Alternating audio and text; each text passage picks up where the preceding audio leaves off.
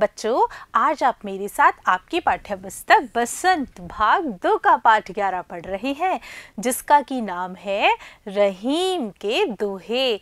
बच्चों, यह पाठ आपकी पाठ्य पुस्तक में कविता की श्रेणी में आता है और रहीम के दोहे को लिखने वाले हमारे कवि हैं रहीम, जिन्हें कि आप रहीम दास जी के नाम से भी जानते हैं।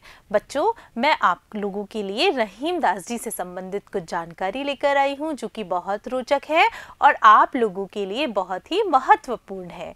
बच्चों, रहीम दास जी का पूरा नाम अब्दुल रहीम खान खाना था और ये अकबर के दरबारी कवि थे और ये अकबर के नवरत्नों में से एक थे, यानी इन्हें अकबर के दरबार में विशेष स्थान प्राप्त था।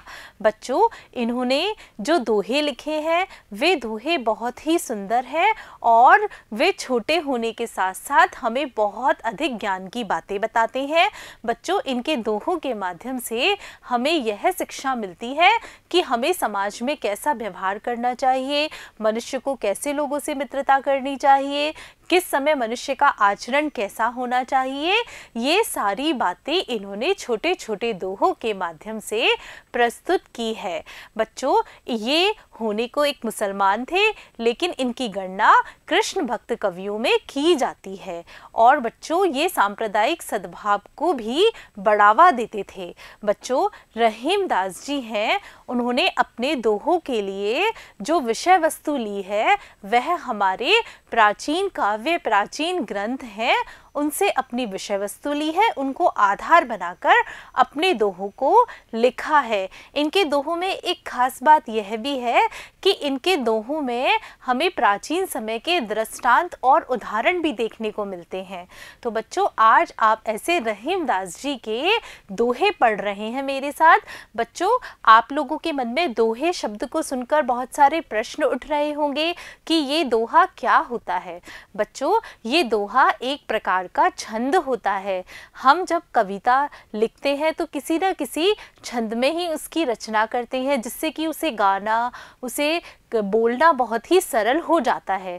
ऐसे ही रहीम दास जी ने अपने काव्य को दोहों का रूप दिया है। दोहों के माध्यम से, छोटे छोटे दोहों के माध्यम से हमें बड़ी बड़ी बातों को बताया है। तो बच्चों, अब हम शुरू करते हैं रहीम दास जी के दोहे।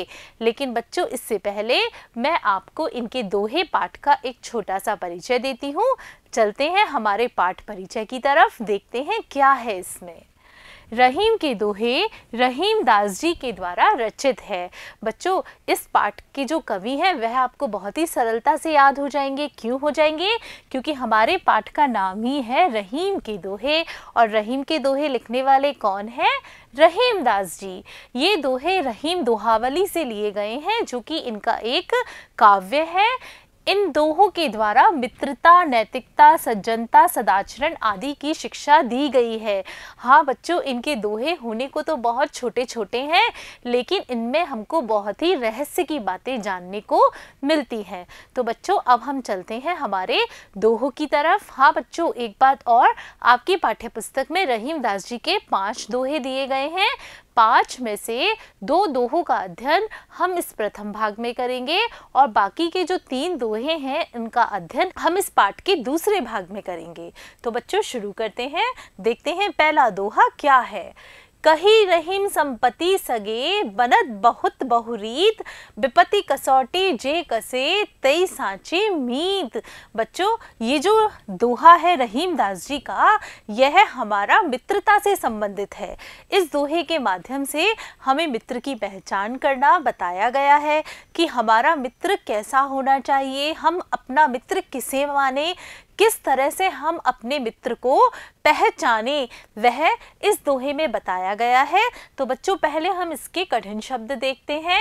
कही यानी कहते हैं, सगे यानी अपने, बनत यानी बनते हैं बहुत प्रकार से, और रीत यानी बहुत ही तरीके से, विपत्ति यानी विपत्ति, मुसीबत, और तई यानी वही, साचे यानी सच्चे, मीत यानी मित्र।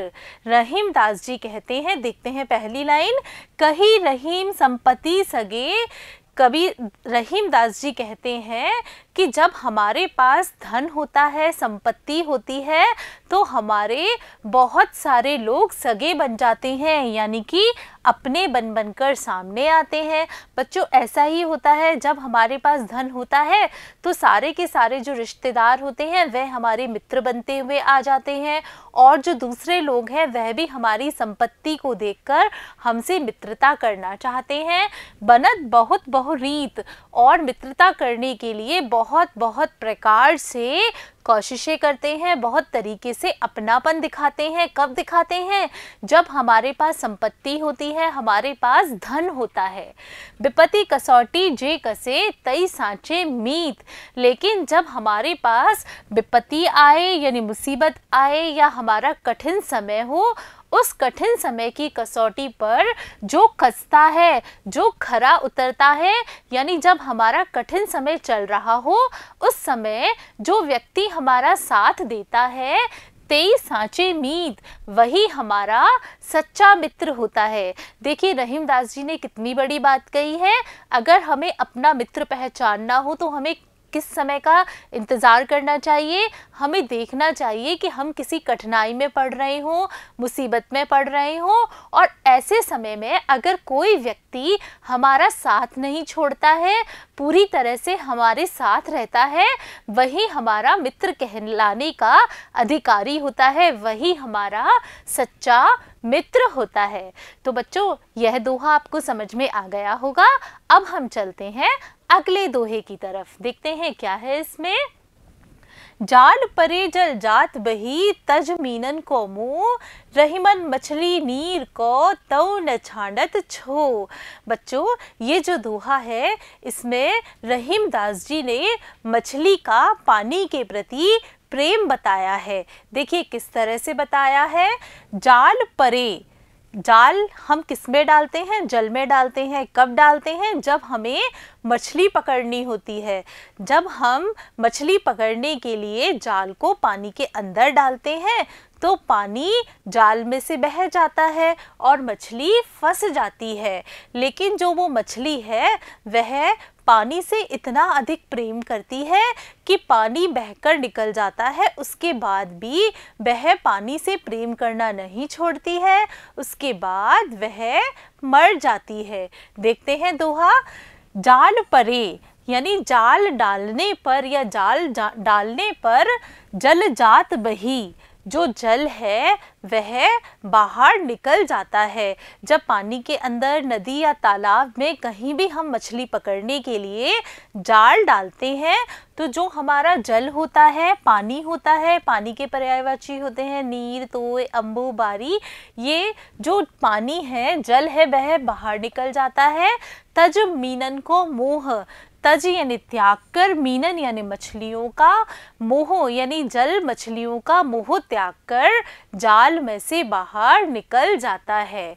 रहीमन मछली नीर को तौ न छांडत छो, लेकिन जो मछली है वह क्या करती है? नीर को यानी पानी को, तौ न छांडत छो यानी तो भी नहीं छोड़ती है। छोह यानी प्रेम करना, लेकिन इसके बाद भी मछली पानी से प्रेम करना नहीं छोड़ती है। जैसे ही वह पानी से बाहर निकलती है अपने प्राण त्याग देती है। इस दोहे में हमें यह बताया गया है कि हमें मछली की तरह बनना चाहिए, मछली की तरह प्रेम करना चाहिए कि जो जल से अलग होते ही अपने प्राणों का त्याग कर देती है। बच्चों, आज आपने मेरे साथ आपकी पाठ्य पुस्तक बसंत भाग 2 के पाठ रहीम के दोहे के 2 दोहों का अध्ययन किया। बच्चों, मुझे पूरा विश्वास है कि आपको ये दोनों दोहों का अर्थ बहुत ही अच्छे तरीके से समझ में आ गया होगा। बच्चों, बाकी के बचे हुए 3 दोहों का अध्ययन हम अगले भाग में करेंगे। तब तक के लिए नमस्कार बच्चों।